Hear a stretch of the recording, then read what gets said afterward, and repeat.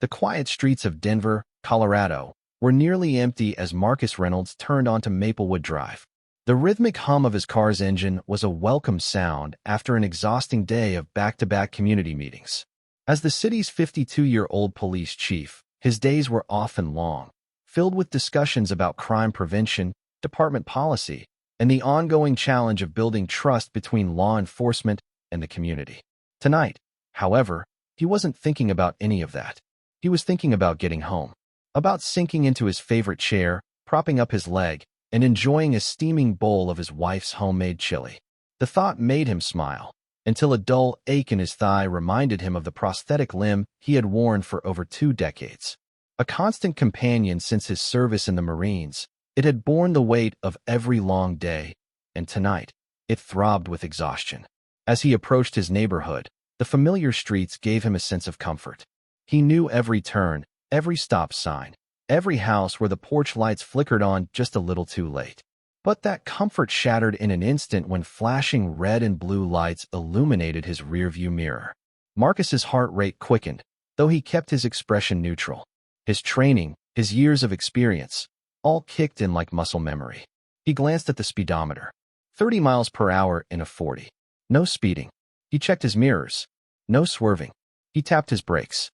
No broken taillights. So why was he being pulled over? Taking a deep breath, he ran through the mental checklist every black man in America knew by heart, hands visible, movements slow, voice steady. He had given this very advice to young men at community events, reminding them that a simple traffic stop could escalate in seconds. Even as a police chief, he wasn't exempt. A patrol officer strode up to his window, shining a bright flashlight directly into his eyes. Marcus squinted but held his posture firm. Behind him, a second officer stood at a distance, hand resting on the grip of his holstered firearm. The first officer, young and rigid with authority, didn't bother with formalities. "You in a hurry tonight?" Marcus kept his tone even. "No, sir. Just heading home." The officer's flashlight drifted downward, sweeping over Marcus' uniform before settling on his lap. There was a barely noticeable pause as the beam illuminated his prosthetic leg. "License and registration," the officer ordered, his voice clipped. Marcus moved carefully. "I'm reaching for my registration in the glove compartment," he narrated. "My license is in my wallet. I'm reaching for it now." He had done this 1,000 times before, both as an officer and as a civilian. Slow, deliberate movements. Complete transparency. The officer, however, seemed unimpressed. "You know why I pulled you over?" Marcus barely had time to shake his head before the officer answered his own question. "You were driving erratically, swerving into the other lane." Marcus frowned. "With all due respect, officer, I wasn't. My dashcam can verify that." The young officer's expression darkened. "Dashcam, huh? That'll be confiscated for evidence. Step out of the vehicle." Marcus felt a prickle of unease. "Officer, I'm complying fully. Is there a reason for this?" Before he could finish his sentence, the second officer stepped forward and grabbed his arm, yanking him toward the patrol car. Marcus stumbled, his prosthetic making it difficult to regain his balance. "Oh, you resisting now?" the first officer sneered. "Fine by me." Marcus barely had time to react before he felt cold metal snap around his wrists. He was being arrested. His mind worked fast, processing the situation even as adrenaline flooded his veins. He knew exactly what this was. The moment they saw his prosthetic, their perception of him had shifted.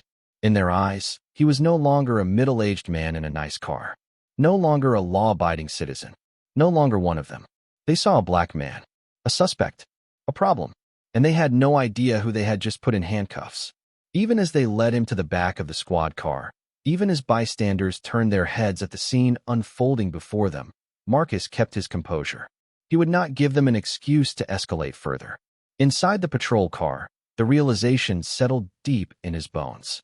If this could happen to him, chief of police, what chance did the average black man have?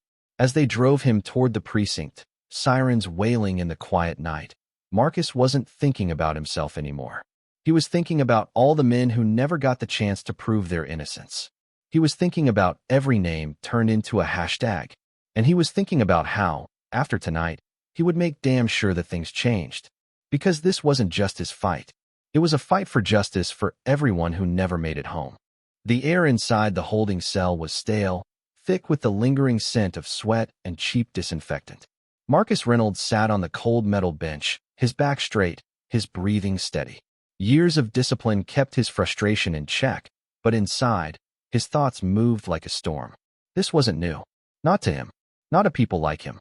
Through the narrow bars of the cell, he could hear the voices of the two officers who had brought him in, Kemp and Lawson.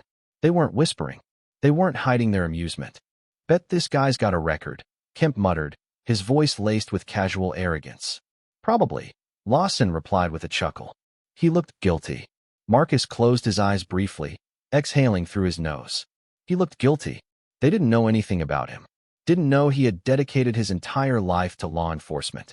Didn't know he had served his country, lost a limb for it. Didn't know that he had taken an oath to protect and serve the same way they had. And yet, none of that mattered when they saw his skin, his prosthetic, his presence in a nice car on a quiet street. He wasn't just thinking about himself. He was thinking about the countless people who never got this far. The ones who never made it past the arrest. The ones who were judged, convicted, and sentenced on the street before they could ever prove their innocence. The minutes dragged. Then hours. He didn't ask for a phone call. Didn't demand special treatment. He wanted to see how far this would go. It wasn't until nearly midnight that the energy in the station shifted. The sound of heels clicking against the tiled floor cut through the low murmur of voices. A door swung open. Then came a voice, sharp, authoritative. "Female. Where is he?" "Lieutenant Sarah Dawson." Marcus lifted his head slightly as she came into view. Late 40s, tall, with piercing eyes that scanned everything with precision. He had met officers like her before, dedicated, by the book, with little tolerance for incompetence. She strode to the front desk, her movements efficient as she grabbed a file and flipped through it. Her frown deepened with every page. Her voice, calm but edged with irritation, broke the silence. "You arrested him for reckless driving?" Kemp, who had been leaning against a desk, straightened slightly. He gave a lazy shrug. "That's what we saw." Dawson snapped the file shut.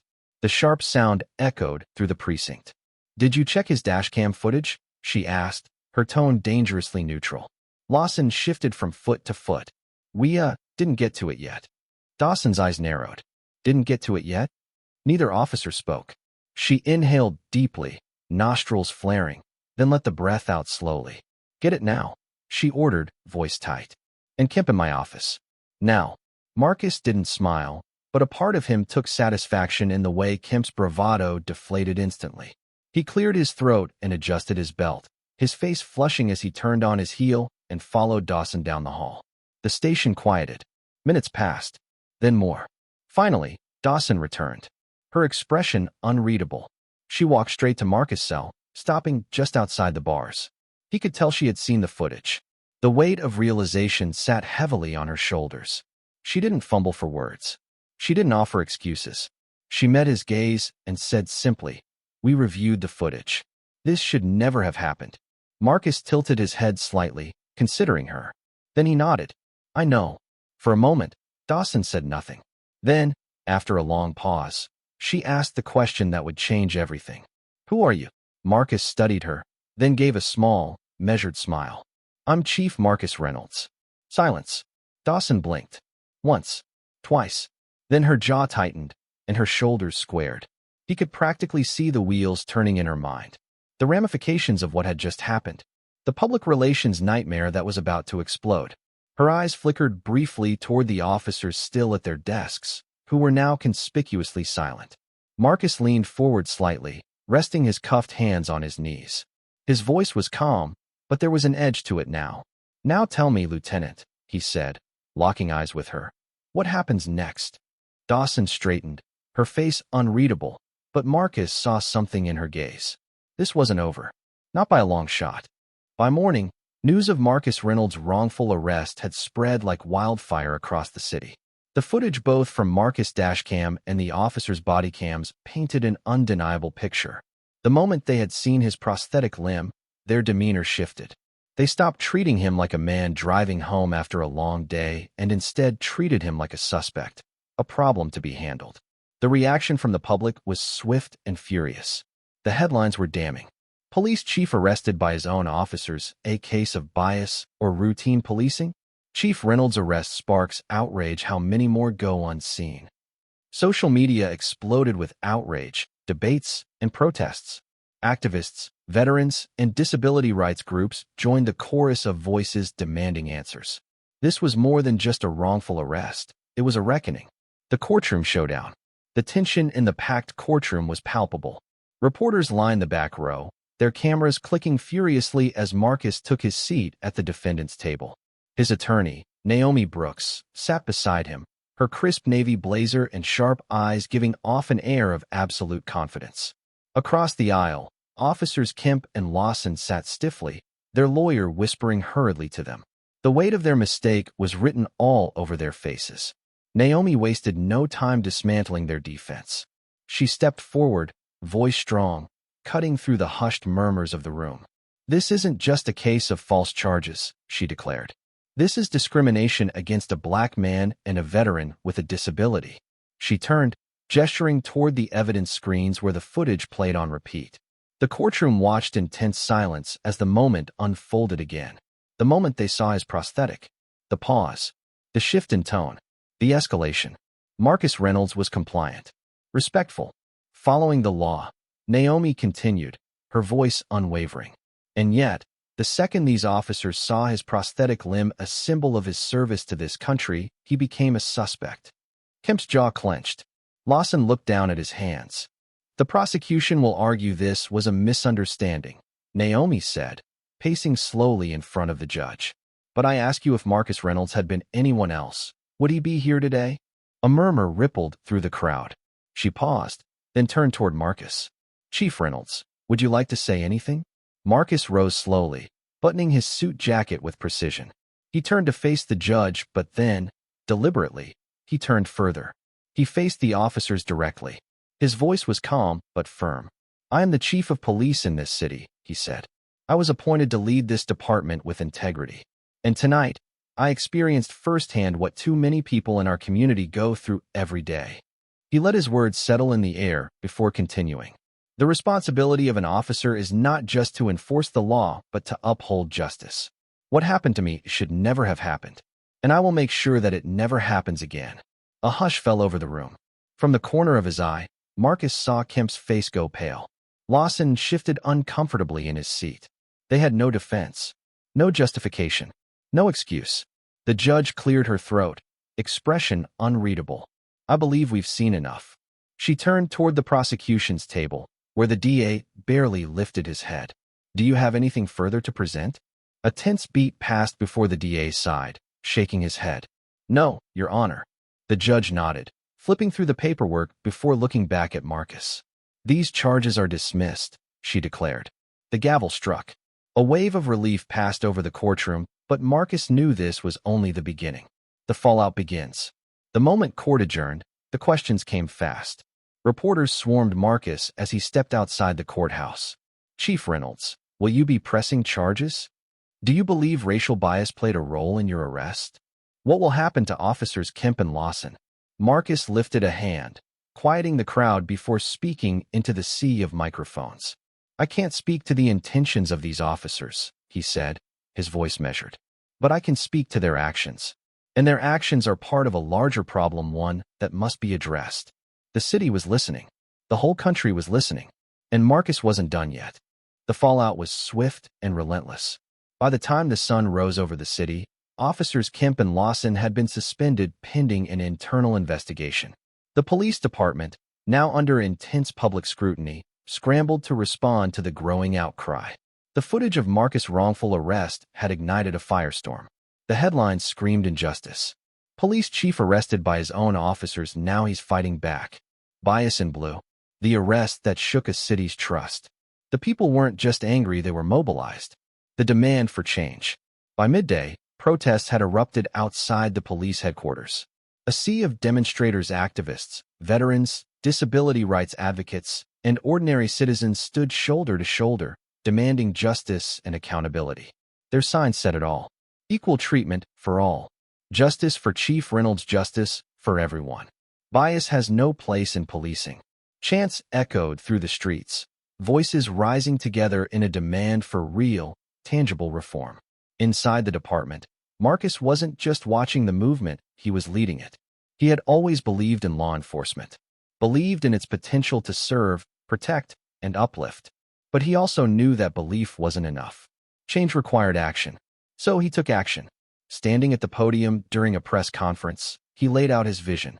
This department will not be defined by the mistakes of a few, but by the actions we take moving forward. He took a deep breath, scanning the faces in the room, officers, reporters, and community members alike. Every one of them was waiting to see if this would be just another speech. It wouldn't be. The reforms begin. Marcus announced sweeping changes, effective immediately. Mandatory bias training for all officers, not a one-time seminar, but an ongoing program that would challenge unconscious prejudices and improve interactions with the community. Stricter policies on handling individuals with disabilities, ensuring that physical conditions, medical needs, and mobility challenges were recognized and respected, not mistaken for resistance. A new independent oversight committee made up of civilians, community leaders, and legal experts to review complaints against officers and hold them accountable. A renewed commitment to community-based policing. Officers would spend time building relationships, not just making arrests. The room was silent for a moment. Then, the questions came fast. Chief Reynolds, do you think these measures will be enough to restore public trust? He answered without hesitation. Trust isn't restored with words, it's earned with action. And this is just the beginning. The town hall meeting. Days later, Marcus sat before a packed crowd at a town hall meeting, the air buzzing with tension and hope. The room was filled with people from all walks of life, local activists, concerned citizens, and families who had lived through injustices just like his. As the floor opened for discussion, a young man hesitated before standing. He was in his early 20s, his shoulders slightly hunched, his face a mix of nervousness and determination. His left pant leg was folded and pinned, revealing that he too was an amputee. His voice shook slightly as he spoke. Chief Reynolds, he began, gripping the microphone tightly. What you went through? That could have been me. A hush fell over the crowd. Marcus met his gaze. He understood. The young man continued, his voice steadier now. I've been pulled over more times than I can count. And every time, I brace myself, because I don't know if the officer is going to see me as a threat just because I move slower or need extra time to get out of my car. His words hung heavy in the air. Marcus nodded, his voice firm but steady. You're right. He paused, choosing his next words carefully. Change doesn't happen overnight. But together, we can build a system that truly serves everyone. A murmur of agreement rippled through the crowd. The young man exhaled, nodding, as if releasing a weight he had carried for too long. Marcus could feel the shift in the room. This wasn't just about him anymore. It never had been. This was about every person who had ever been seen as a suspect before they were seen as a human being. This was about veterans who had served their country, only to come home and be treated as less than. This was about building a police force that actually lived up to the words, to protect and serve. As Marcus left the meeting, he knew the fight wasn't over. But he was ready for it. And this time, he wasn't fighting alone.